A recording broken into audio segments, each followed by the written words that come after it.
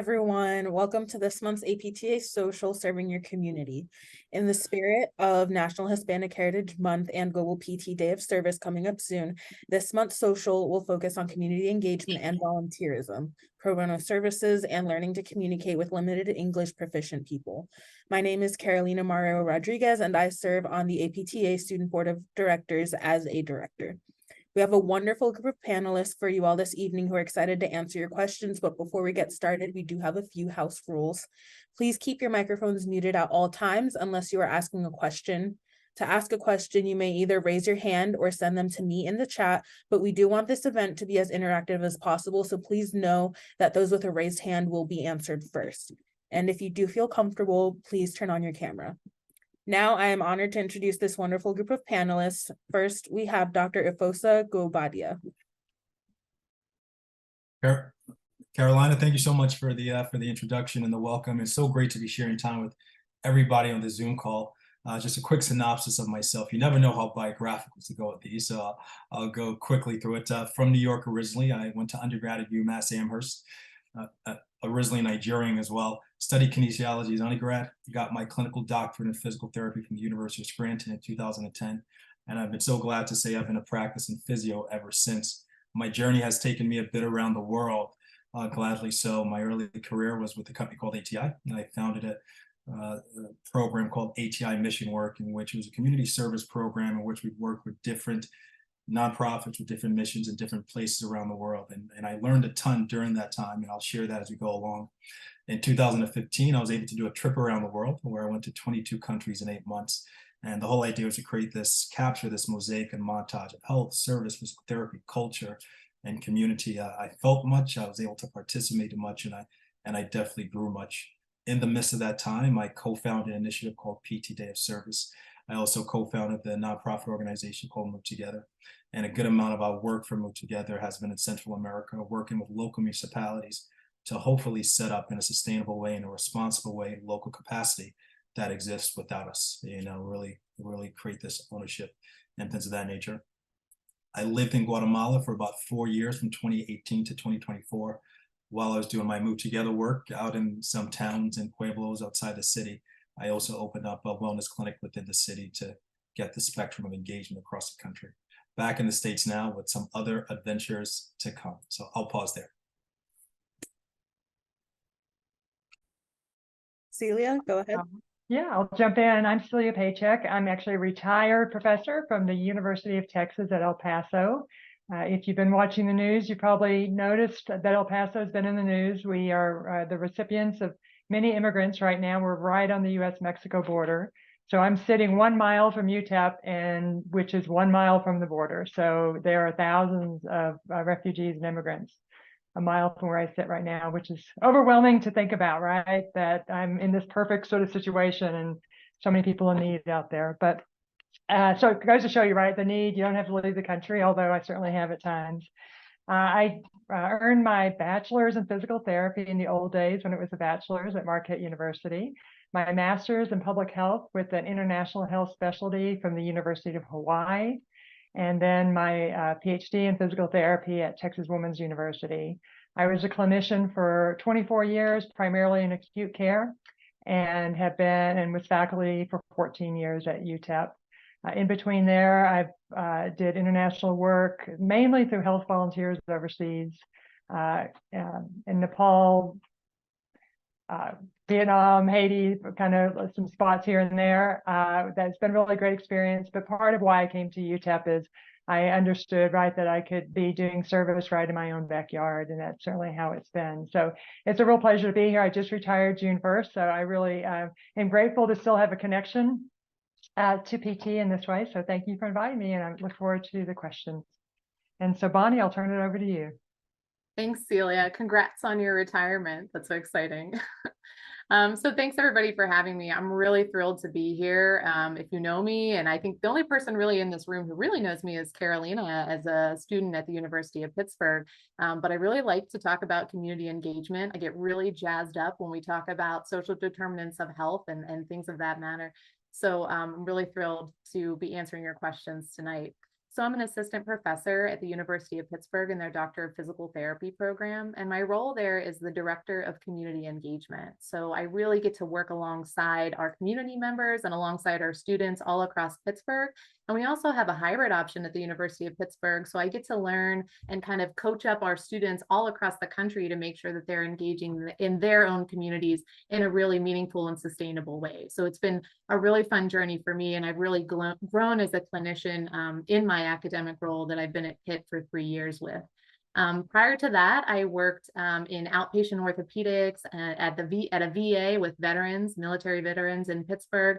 And I also, prior to even coming into the PT world, I was a certified athletic trainer. I have my undergrad from Duquesne University, my bachelor's degree from Duquesne, my master's degree in athletic training as well from the University of North Carolina at Chapel Hill. And then I eventually went to Pitt for my DPT degree. So I've kind of had this eclectic mix of clinical experience, but I really started out in an athletic training world, working in professional sports and Division I NCAA athletics. And now I'm lead faculty at a pro bono clinic in Pittsburgh. So the resources that I used to have versus the resources that I have now are vastly different.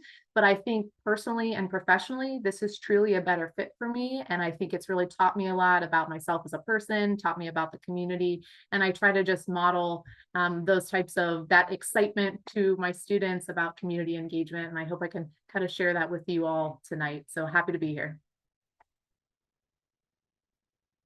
I will start us off with our first question. Anyone else that has questions, feel free to message them to me in the chat or raise your hand. Our first question is going to be a little broad, just so we can dig a little bit deeper into our speakers' backgrounds.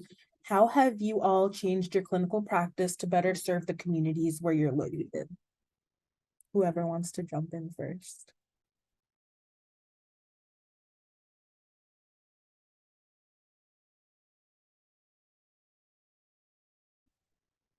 I'll jump in.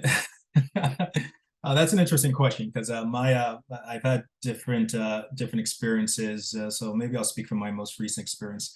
I'll speak on a project in Guatemala.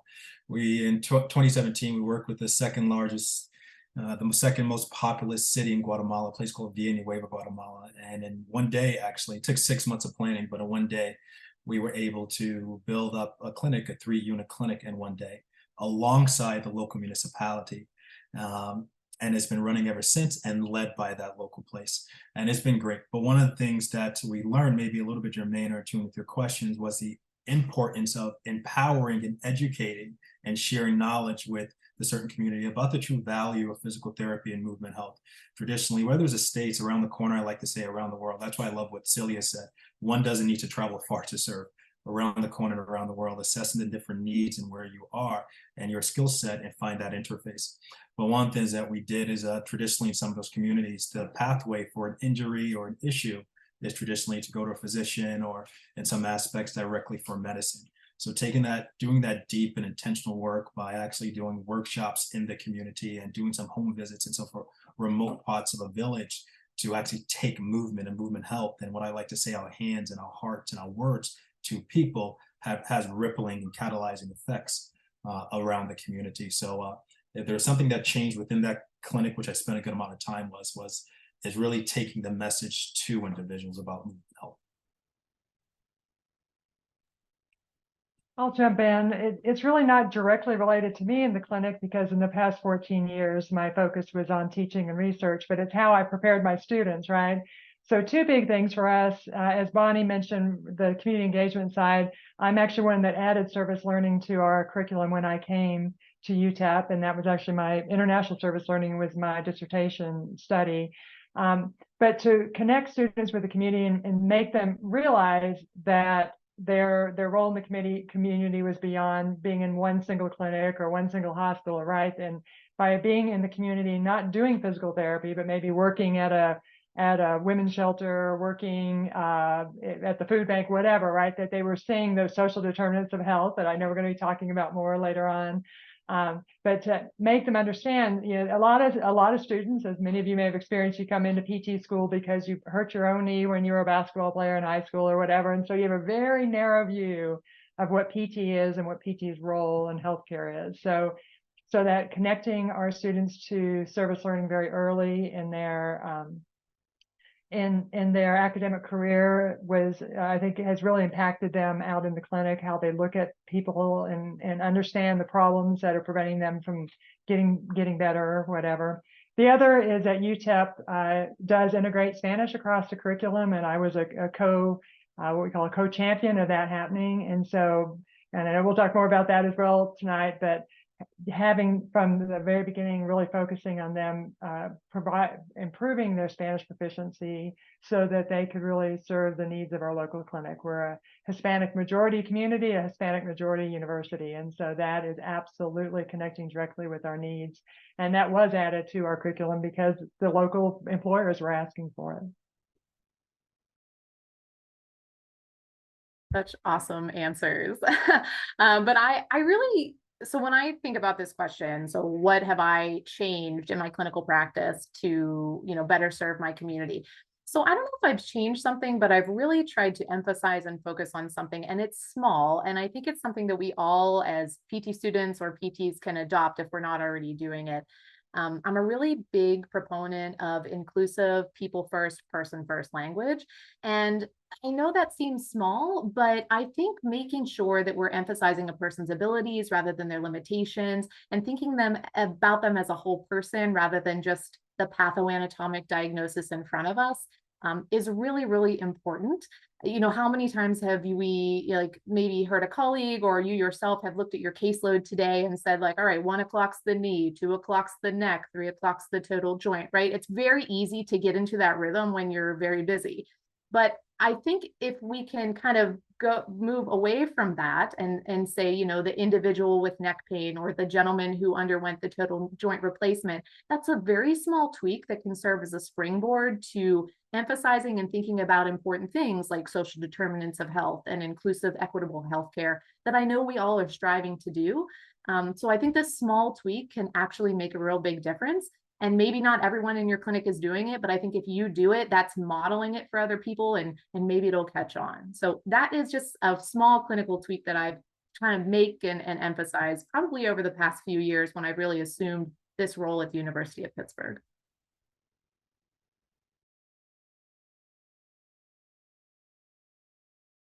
All right, I'll go ahead and jump in with our next question. Just a reminder, we do want this event to be as interactive as possible. So if you do come up with questions in the middle of an answer, feel free to write them down, raise your hand, or send them to me in the chat. This question is specifically for Efosa. How did you come up with the idea for Global PT Day of Service? Thank you for that question. And it's just an add-on to the last question as well. Something that just popped into my mind. One of the things we could do to engage with our community is seeking to understand our community. And every community is different. So doing that diligent work.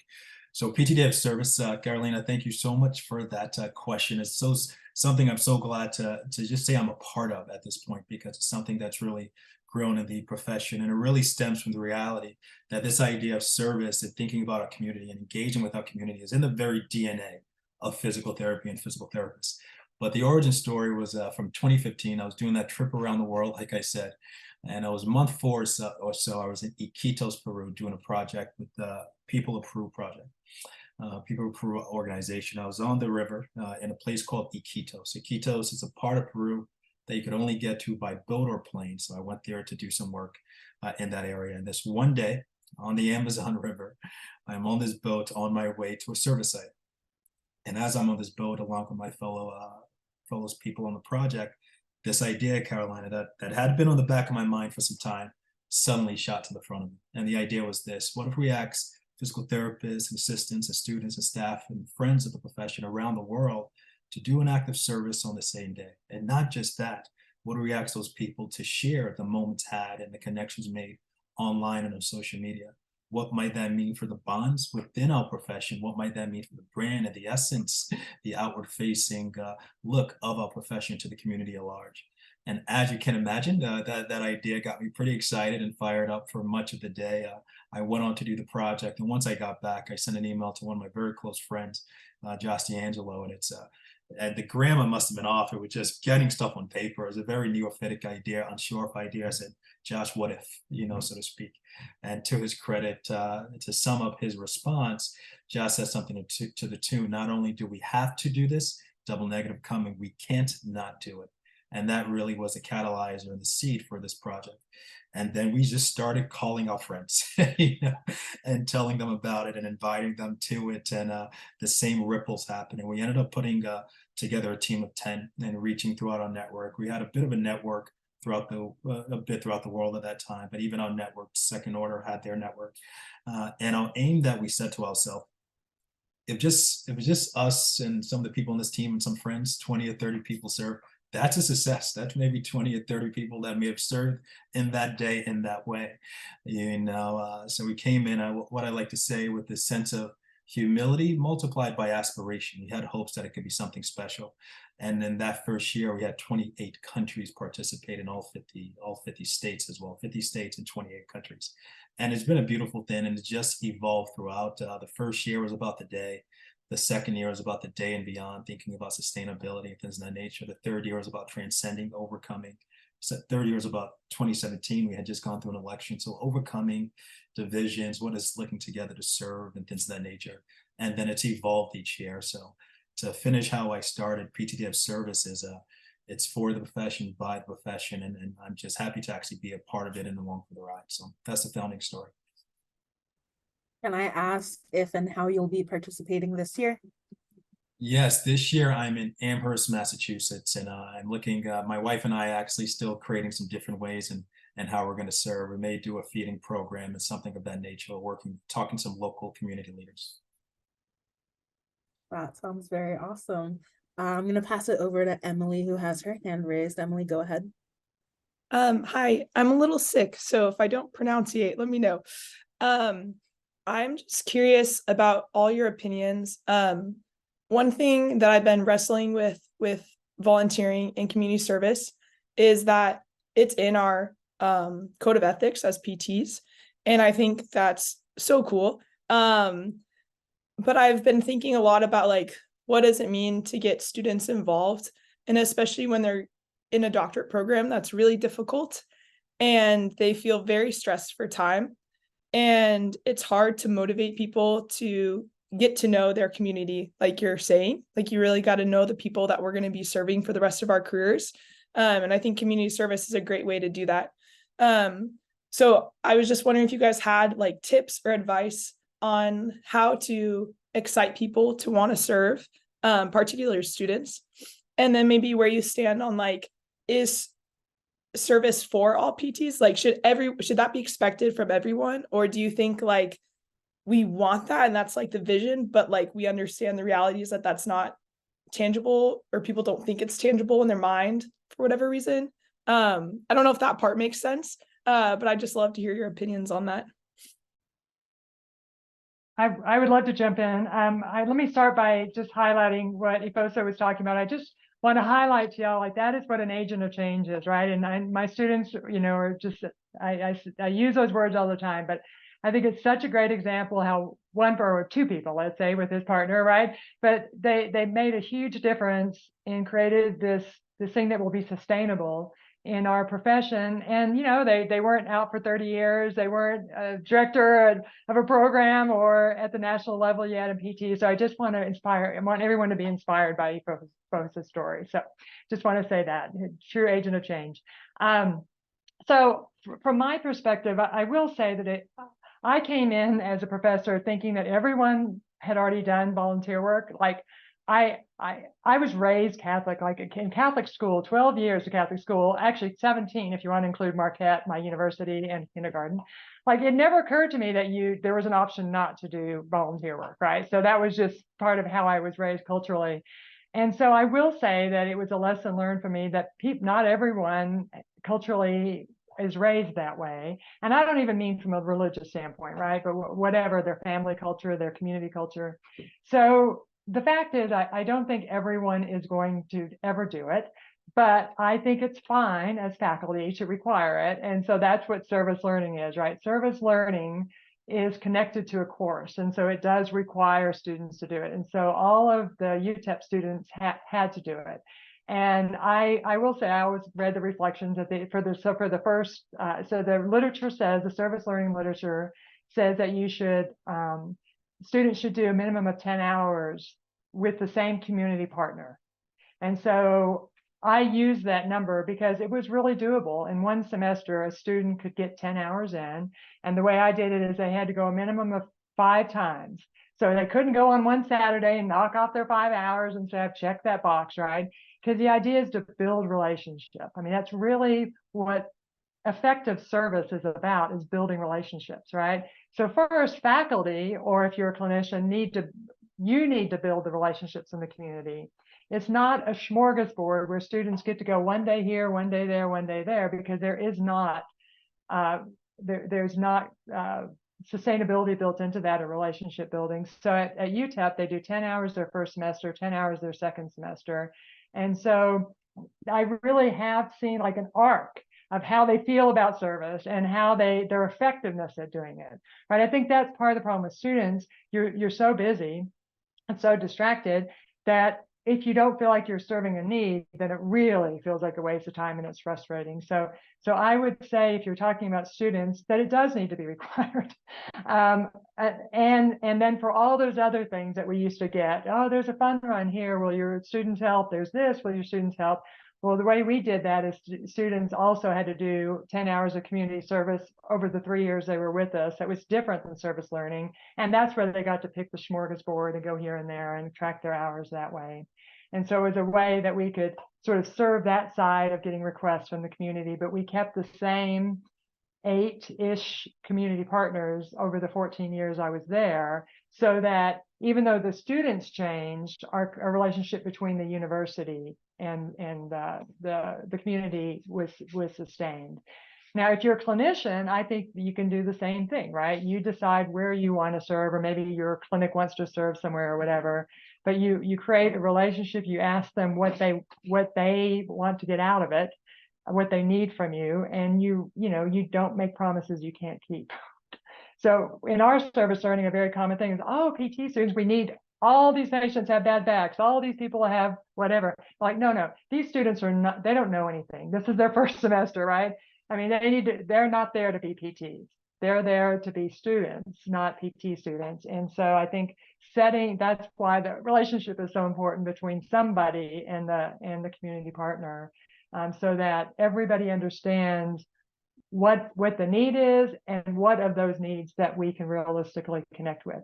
I can tell you right now, in retirement, I am, my husband and I are working the local food bank. It's just, since the pandemic, it's just exploded with need. And then they have a clothing closet that's serving our community and the immigrants that are passing through.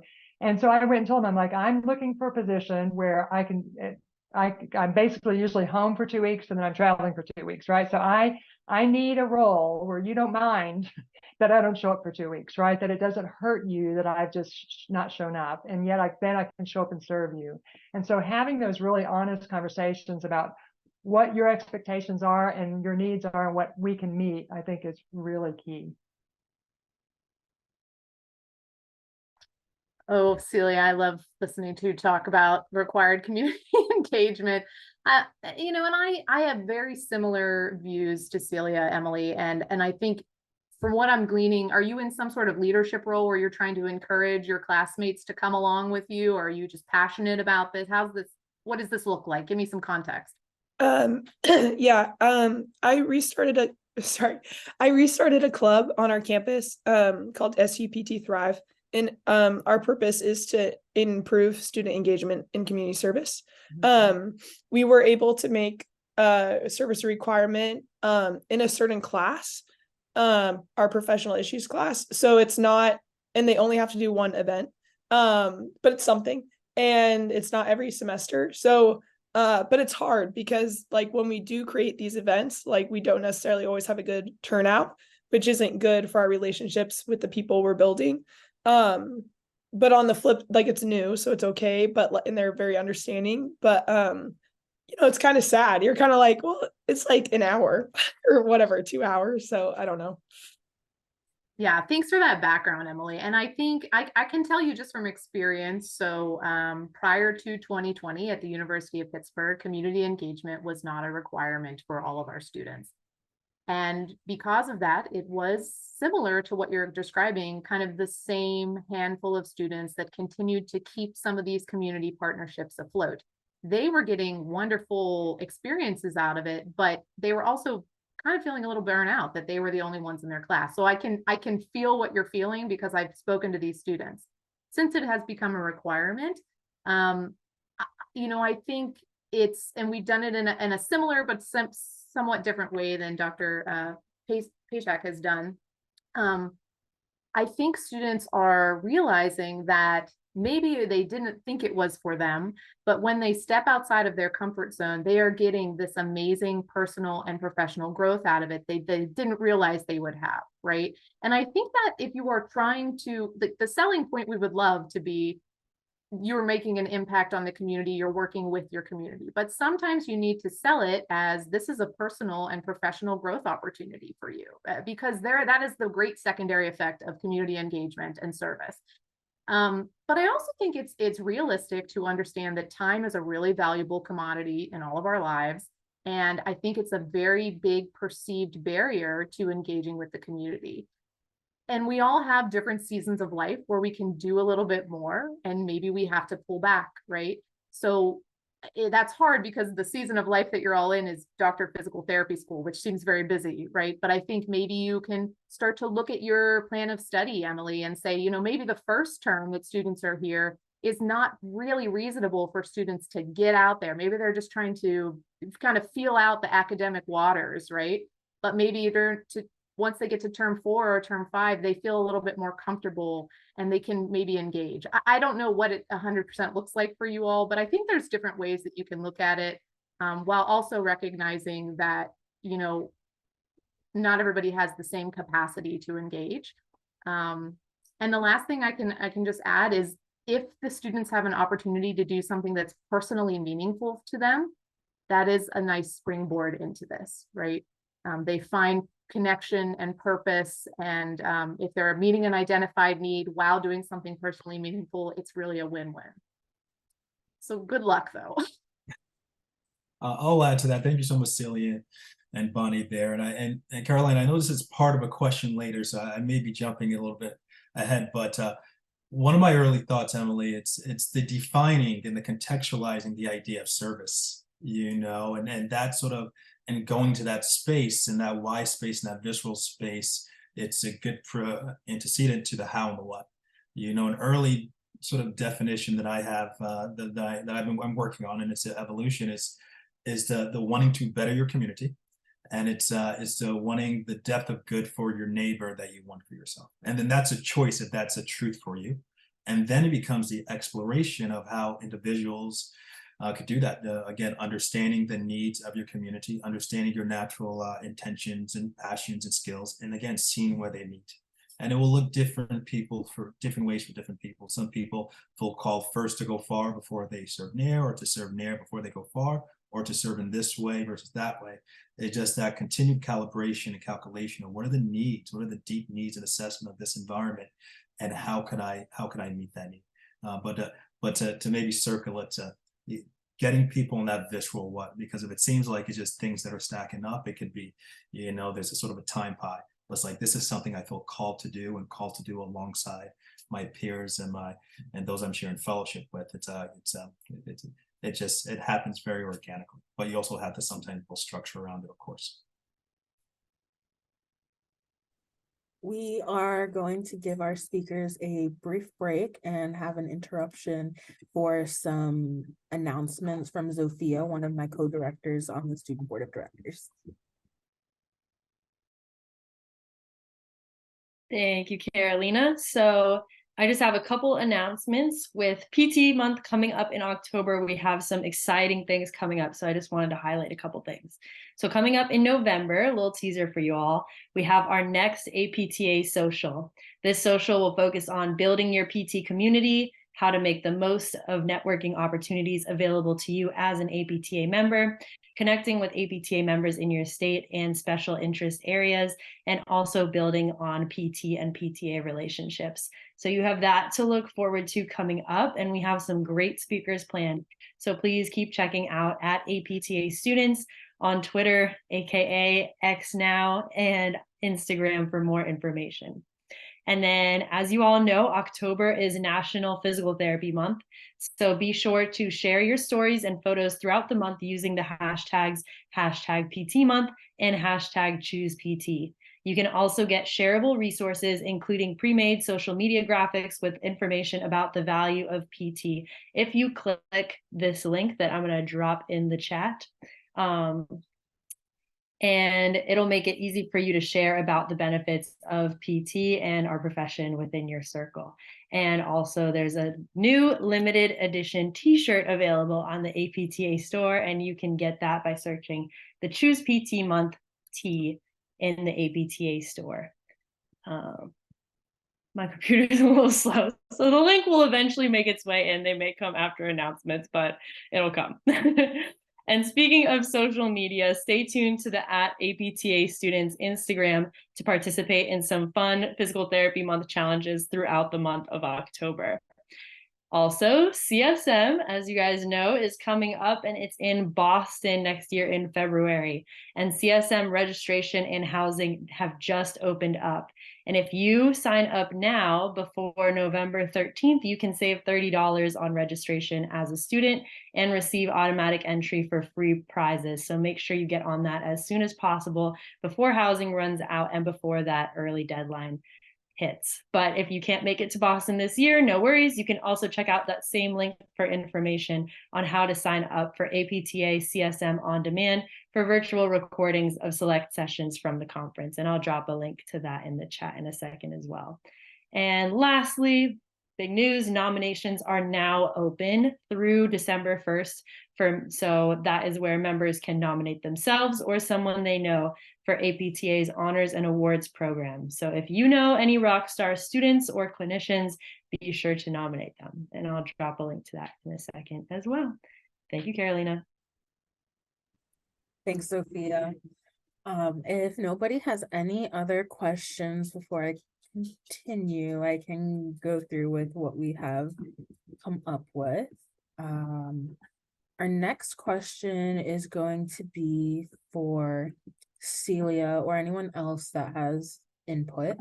What can we do as providers to best prepare ourselves for non-English speakers in our clinics, especially if there is a particular language that is most prevalent in our areas? All right. So what we're talking about are patients with limited English proficiency, right? LEP. So first of all, I would just want to highlight that the first thing you need to do is to make sure you understand the class standards, right? The class standards are national standards that say that all of our patients are supposed to have access to language resources. So either fluent bilingual providers in their language or trained interpreters, okay? Using their grandchild does not count. Using the housekeeper does not count. Using the patient's mother, sister, 2 doors down doesn't count, and unless they happen to be a trained medical interpreter. So that I think is the single most important thing that we need to understand, right? And I ask you to think about, and we've all done it, okay? So I'm not pretending like I'm perfect, but because actually I did it before class standards even existed, right? I let my intermediate Spanish be enough to get by. But what I encourage you to do is to think about, okay, let's just say, okay, suddenly we're in Italy. You've done a trip with your parents and grandparents to Italy, and your grandmother had a stroke, right? And suddenly all of her providers are obviously fluent in Italian and speak some English, but not that great. Are you going to be happy with them just sort of getting by in their broken English, or would that be a problem, right? So I encourage you to think about that when you're working with your own patients, right? Is your language ability in their language as good as you would want your grandparent to have or your parent to have? And I mean, that should be how we approach everything we do, right? So I encourage you to think about that. But if you know there's a language you want to really get proficient in, I encourage you to, it's just never too soon to start. All right, so as I mentioned, UTEP, we incorporated Spanish into that program because I tried to create the program that I wished I had had back in the 80s at Marquette, right? I was trying to give the students what I didn't have. And I'm looking back on my own mistakes, what I didn't do to become fluent in Spanish that, that I wish I was at right now. And what I should have done, right, is to go and live in communities where Spanish was the dominant thing. I've done it later in life, but I didn't do it early on. And so for many of us, Spanish is a language we want to work on. And so I encourage you to take your first or do your clinicals in those kind of settings if you can. Do your first job in a setting where it's predominantly in the language that you want to get good at. Certainly a really fun thing, and I'm sure that Efosa has done this, is to do immersion school when you're in a place like Guatemala or Costa Rica, Nicaragua, where it's not actually that expensive to do immersion programs. And I don't do it sooner rather than later, right? Because your brain isn't going to get any younger. And so the earlier you can jump into it, the more likely you are to be able to grab that fluency. So I really encourage you to think about that. But if anybody now or outside wants, I've got 100 stories of places I've gone to work on my language, but actually, just as an aside, that is what my retirement commitment is, because I'm still not happy enough with my Spanish. And so now I have even more time and energy to work on my Spanish. And in fact, I had my 2-hour class today, my private lesson. We went down to the coffee shop and spoken Spanish. But when it's all said and done, I want you to come back around and think about that patient. It's so frightening to be ill when everyone speaks your language, but imagine the fear of that when people don't speak your language. And finally, I want to just add, don't forget that American Sign Language or other sign languages are a language. So perhaps Spanish isn't what you want to, get fluent in, but when you think about a language that you might want to improve your proficiency in, don't leave ASL out. That is, I think, in all my years of being a therapist, maybe some of the loneliest patients I've seen are patients who are deaf. Because there's such a dividing space between them and their providers. So consider ASL as well.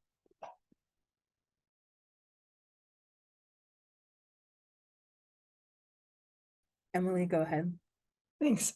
I worked at a pro bono clinic that had like an iPad, that you brought around when you needed an interpreter. And I was just curious. I've also been in clinics where they just let the family member interpret. And so I was just wondering, like, do you know where that iPad came from? Or like, how do you get access to that service? And how do you get that in a clinic you're working in? So there are various services, and some others here may be able to speak better than I can about that. Here we've got the benefit of, we usually have bilingual clinicians around, and many of our students are quite proficient. So we don't have that immediate trouble around here, but certainly there are language phones, right? And there's some where you use the headphones, so as PTs, right? We don't just sit at a bedside like a physician might. But there are paid services, and I don't know them offhand, but those exist. But I will say that using an iPad where there's actually like doing almost like a Google Translate, is that what you mean, Emily? Or was there actually live voices happening there, live people? Yeah, there was a person on the other end. Okay. Yeah, so I'm sure that's a paid service then. And really, that's what clinics should be doing, right? I mean, they should be providing that level of quality. It shouldn't be, just Google Translate or something like that.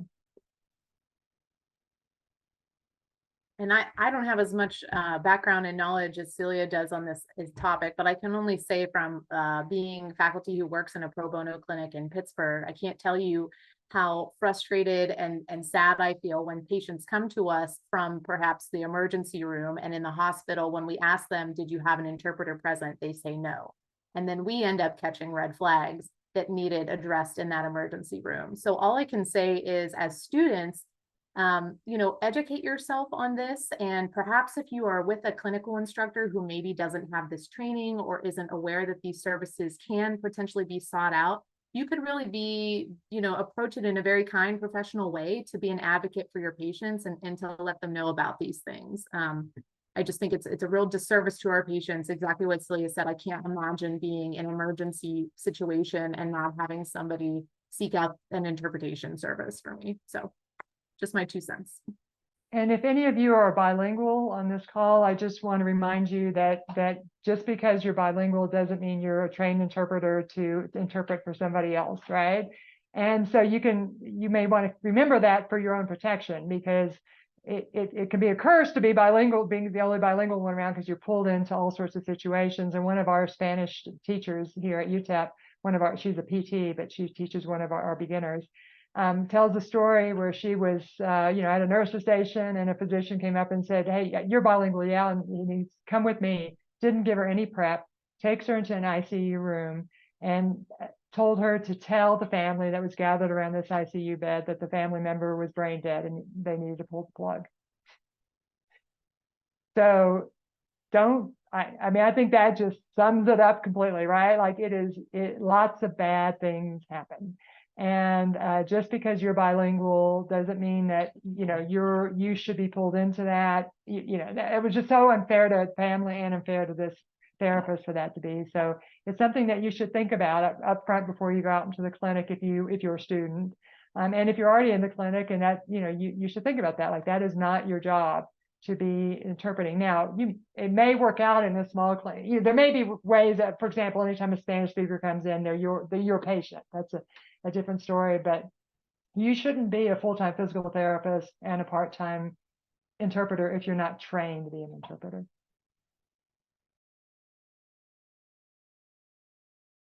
I second that, Celia. I am a trained interpreter, and the things that I learned in the course that I took just completely changed the way I interacted when interpreting. Like, it's a completely different world once you know actually what's going on. So our next question is going to be mostly for Bonnie or anyone else that wants to jump in. Why should students and licensed clinicians consider social determinants of health in their clinical practice? And what are the common barriers / facilitators to doing that? So are most people on this call familiar with the terminology social determinants of health? And if you're not, it just, to summarize, it's kind of those contextual, personal, social factors that influence a person's overall health. And it's really where they live, where they work, play, potentially worship, where they grew up, right? So these are the things that influence a patient outside the 4 walls of our clinic, of our hospital, of your classroom, right? Which is another reason to get out into the community and really immerse yourselves in the world of your community members. But when you think about these social determinant areas, there's multiple categories of factors that can affect a patient, right? Economic stability, their education, their social support. But one of those factors is access to healthcare and the quality of the healthcare that they receive, right? And that is where PT fits in. And that little sliver of the social determinants of health puzzle is only 20% of what influences a patient's overall health, a person's overall health, okay? So while we can make a huge impact as the movement experts on the interprofessional healthcare team in that 20%, if you're not thinking about all of those other social determinant areas, one, I think you're really missing the big picture on your end about what might be influencing your patient's overall health. I think, as I had kind of mentioned before, you're not looking at your patient as a person, you're looking at them as that pathoanatomic diagnosis. And then personally, I think it can be a slippery slope to making some dangerous assumptions about why a person's health is like it is, right? So we want to be very careful about that. And really, PTs are so well positioned to address these and identify social determinants of health, because we're really good people, right? We're people, how do I say this? We're a people person, right? We like to help others. We're good communicators. We're good educators. And the manner of our visits, they're longer in duration than a physician visit. Patients usually come back to us, mostly in an outpatient clinic setting at least. So we have these open lines of communication. We build rapport with our patients, and they're more likely to share personal challenging or complex circumstances with us. So I think it's just really important that we don't forget about those things and purely focus on the PT diagnosis.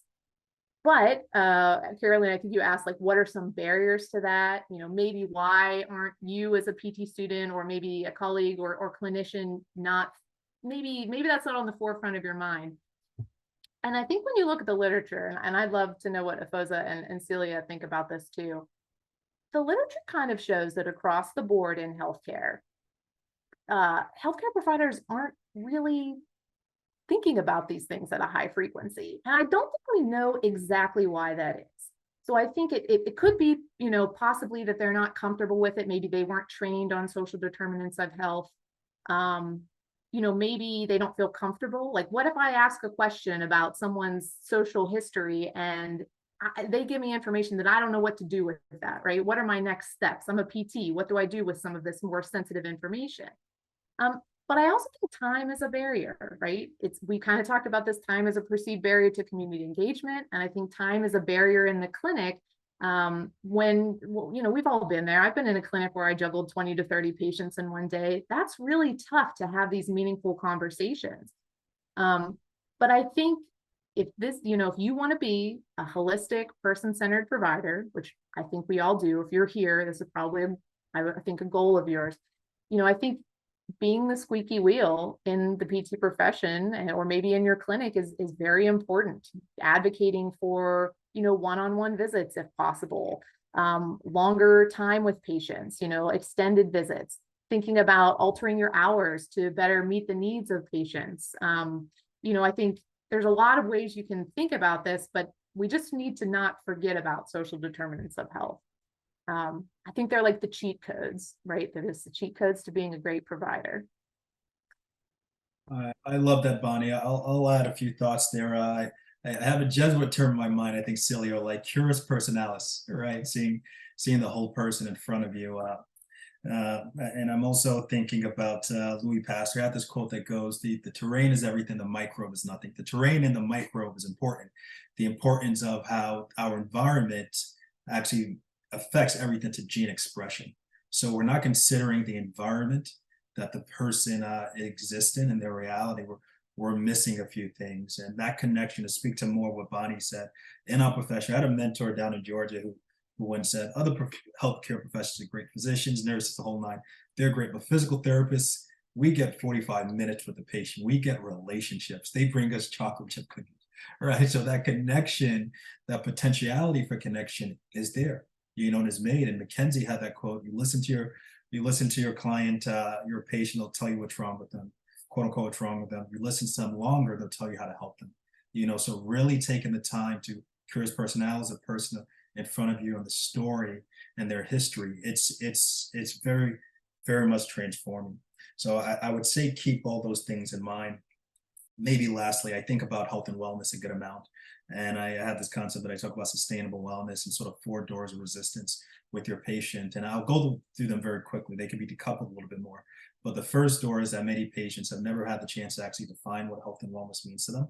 You know, they just haven't. You can't judge them for that. They're trying to survive. They can't even get to a place what thriving means. And sometimes at different points of our life, we're there as well. So what does wellness mean for us? If they walk through that door, the next door is many patients and persons and individuals haven't yet decided that wellness could be for them. It could be a reality in their life. You know, there's many people behind that door. There's a lot of intergenerational stressors and things of that nature, and socioeconomic and other things going on there. And then the latter one is how to start our wellness journey and how to help people sustain our wellness journey. So to Bonnie's point, it's a person in front of you, is their history, is their present, is their hopes for the future, you know, so to speak. If you start thinking like that, it actually makes the journey as a clinician, from my perspective, more fulfilling and dynamic.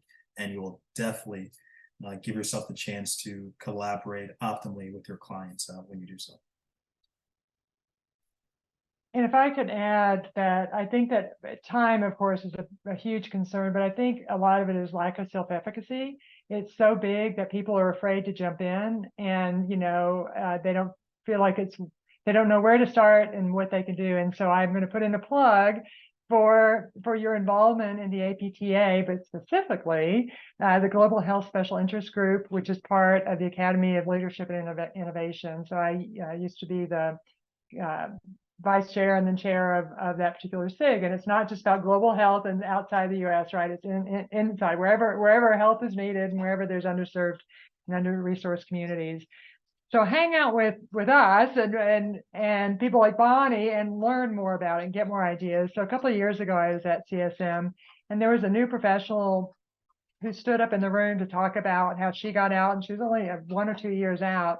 And she just realized how she just kept bumping up against these social determinants of health. And so she started a food pantry at her clinic, right? Like, I mean, what an awesome thing. And so I was so inspired by her. And so I would encourage you, and I always would tell my students this, right? Like, hang out with great people, right? And great people are going to raise your standards, understanding of the big picture, and help you figure out ways to help. And so my biggest pieces of advice are go to combined sections meeting every year you can afford to get there, so that you're inspired to be the best you can around this topic and around any other topic of PT that really interests you. And figure out where your home is in the APTA, but certainly around this topic, I really encourage you to look at the Academy of Leadership and Innovation in our Global Health Special Interest Group, because then you're going to be inspired and get ideas about how people do it. The last thing I would say is you're never going to be able to do as much as you want to. Right. So here I am at this point in my career where I'm looking back on my 38-year career and this career I just love so much. But, you know, when I think back about that little Celia at Marquette University, I graduated at the age of 21. God help me that that they let me treat patients independently at that point. But anyway, God help them, God help me. But when I think about her, like, you know, of course I wanted to change the world. Have I changed the world? No, but I've changed some people's world. And so that's what you got to figure out, right? That intersection between the time and energy and inspiration you have with where you are in the context of that, and figure out, you know, be changing somebody's world. But it's not going to be everyone, but don't give up. That was very well said, Celia. Thank you. I do have a few questions in the chat now, so we will get through what we can until the end here. This one is geared more towards Efosa. How do you suggest we get involved with serving internationally while also working full-time in the States? Do you have any recommendations on good organizations to work with? And that's a question, is to do research in organizations. You know, it first starts with know te ipsum, know thyself. You know your why service important to you, what types of projects you may want to potentially participate near or far, around the corner, around the world. Again, some people are called to serve far, some people near. If we're talking internationally, a big part of the answer is in that question. You know, doing research in some of the organizations and see how some values may align, look at their track history. You know, in some way that oftentimes you're able to talk to some of the leaders of that entity and organization as well, to see what different ways you could participate, whether it's from home, remotely, whether it's going somewhere for an overseas project and getting deep understanding and what that would look like. What we try to do in our organizations to make sure there's different versions of entities and organizations, but we try to keep sustainability in mind. A lot of our projects now involve collaborating with local municipalities to build up capacity, to actually build up clinics. I mentioned the Villanueva project, which is a prime example for us, where we work with the local capacity. We built a clinic in 2017, and 6 years later, the clinic is led by the local physical therapies, is budgeted by the local municipality, and there's many PT schools, physio schools in Guatemala. Students in those schools do their rotation there. So that's actually one of the unique models. That's how they expand their bandwidth, you know, to make it work budget-wise. Students are actually treating and often have caseload and are training as they go along. You know, so that's a model for us, and that theme of sustainability, making sure is more than a buzzword there. It's something that's important to us. Then if folks want to join us and that's important as well, they'll do that. But there's other things there. So I hope I answered that question. Do your research, dive deep individually within yourself, do your research and the opportunity there. You can oftentimes get in touch with the people of those entities and dive into conversation, and that will be the early guiding, early navigation.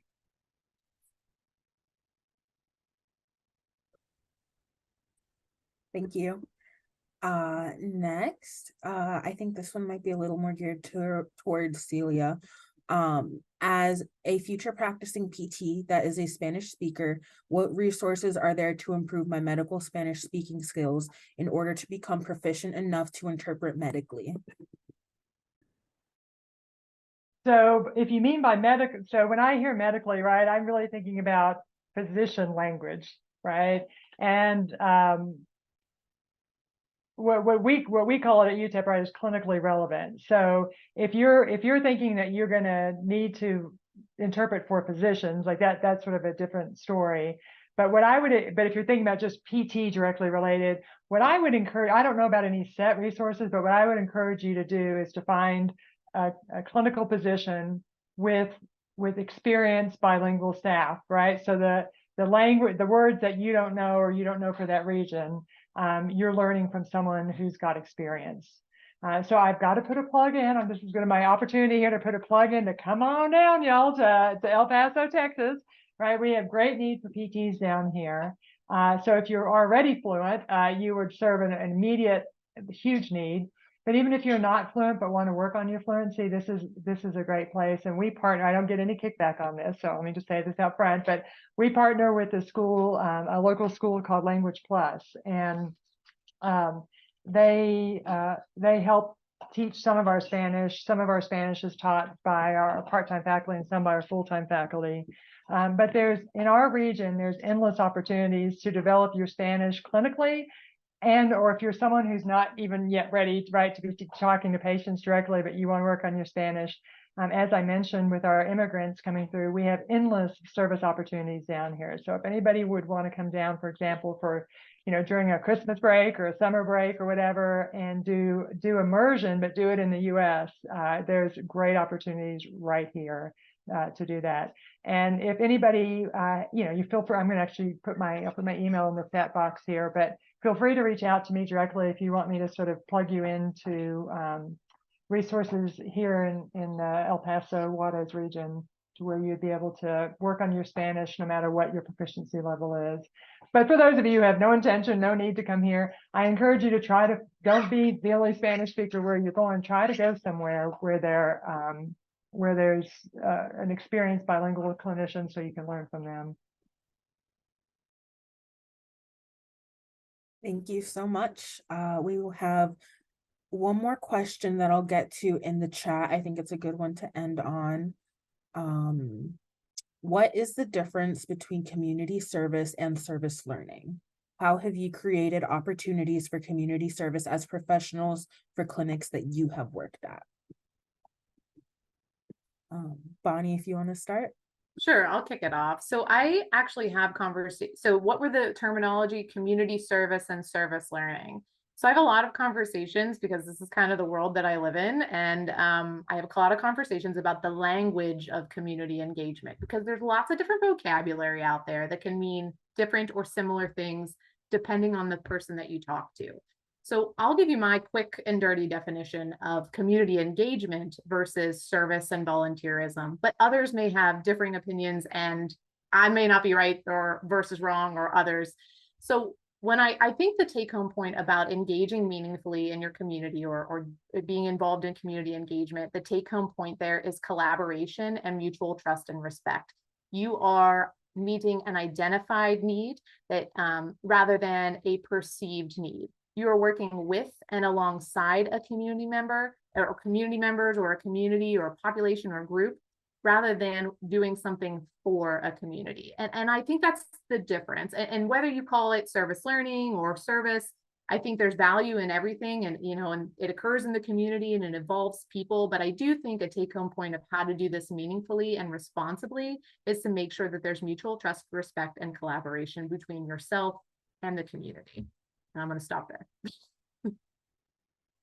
Yeah, so I'll add that by definition, the term service learning originally in academics and in the literature is that it has to be connected to a course, and that you're meeting objectives for the community, the service needs, and learning needs for the students. So by definition, service learning is credit bearing. It's somehow connected to a credit bearing course, And there's intentional reflection. So students just don't go off and do their 10 hours, but they somehow reflect on it, and it's intentional. And the faculty member who chooses the opportunity. It's intentional that you're trying to get them to learn something specific. And the community engagement is the big umbrella, right? So theoretically, service learning by that definition isn't done by clinicians. It's only done by students. And you can use that term with or without a hyphen.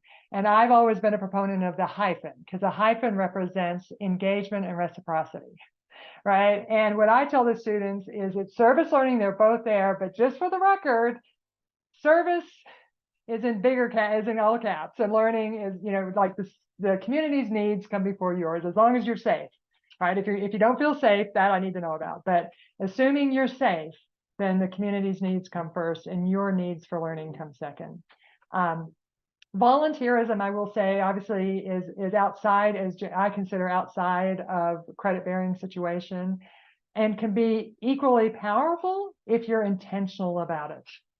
Right? It's not a bad thing, but what happens is volunteerism, I think a lot of people, like, I've looked at 1,000 students' resumes, right? 10,000 students, and on the bottom, they go through all, trying to get into PT school, and they're like, oh, and, when I was 12 years old in 2013, I did 2 hours at the Humane Society, right? Like, I'm like, oh, like it's not helping your case for me, right? Like that, show a connection that is intentional.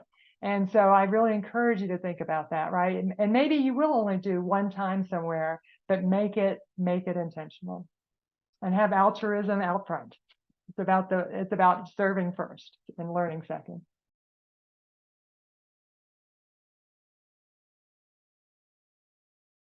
All right, I believe that is all we have time for this evening. So thank you so much for everyone that came and attended our social. Thank you so much to all 3 of our speakers. This was wonderful.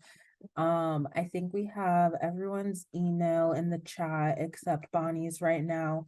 I know there's a few questions still left in the chat. Please feel free to reach out directly to our speakers or anyone else on the student board if you still have questions that you want answered. Very excited to get back to you. Again, thanks so much everyone for coming, and we hope to see you at our next social in November.